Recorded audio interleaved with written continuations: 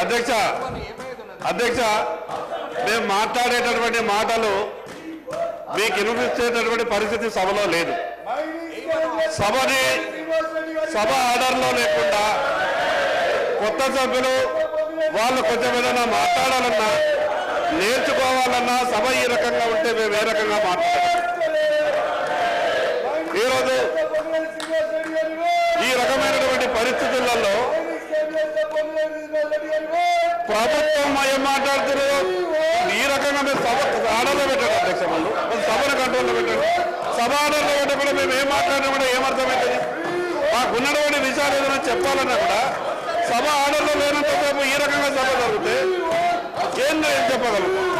అధ్యక్ష మీరు ముందు సభని ఆర్డర్లో పెట్టండి. మీరు సభని ఆర్డర్లో పెట్టిన తర్వాత మేము మాట్లాడతాం.